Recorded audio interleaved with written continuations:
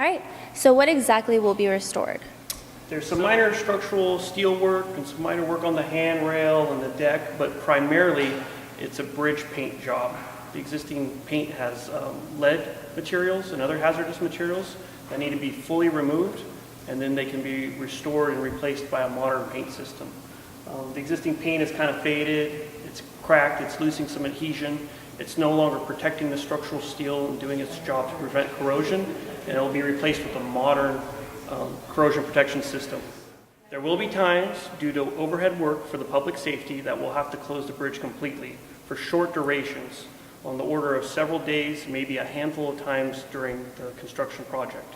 When that happens, people will have to detour over to the H Street Bridge as an alternate river crossing. The City of Sac has tried to get the information out, so hopefully with the university we can partner to get more information to students, because I know that they really worry about that, especially getting the class on time and so forth.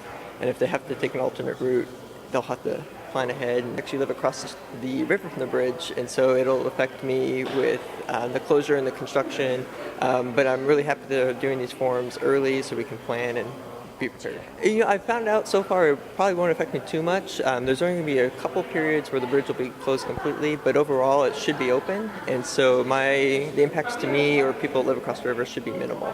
So if it was closed a couple days a week, it wouldn't be horrific to me. I just walk across it whenever I want to go walk on the big bike trail, but I mean that's 2 or 3 days a week, so if it was closed anytime I tried to cross it, it would make my life more difficult. So. Do you approve of the renovations that they're going to make? It's for improvement, so I would assume it's good. Since I'm leaving next year, I mean, might as well suffer for a year so the next people who come along can have the benefit, I guess. So during those brief full bridge closure periods where people have to detour to cross the river, the primary crossing route will be the H Street Bridge, which is about a half mile downstream. There's 2 possible routes to the H Street.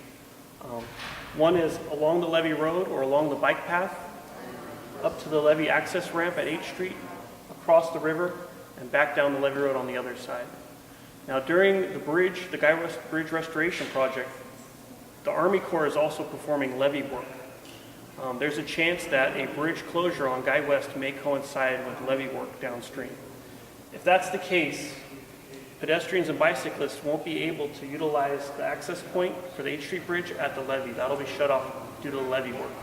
So in order to get to the H Street Bridge, they'll have to detour on the streets and come up University Avenue and then cut over to Fair Oaks Boulevard along the sidewalk to use the H Street Bridge. During all the levee work, the H Street Bridge will always be open for pedestrians and bicyclists. It's just a matter of how they get there by ferry.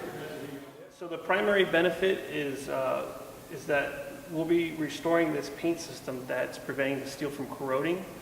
If we didn't do this work, you can kind of see that the bridge is not in the best shape right now. It would continue to degrade and it become a much bigger project in the future.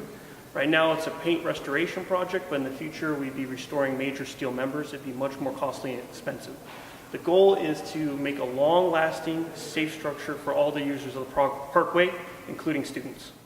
You know, the hazardous materials, the lead-based paint, it needs to be fully contained and removed. So there will be no airborne contaminants, there'll be no lead materials released, it'll all be disposed of properly. The estimated total project cost is $3.2 million from Measure A funds from the City of Sacramento.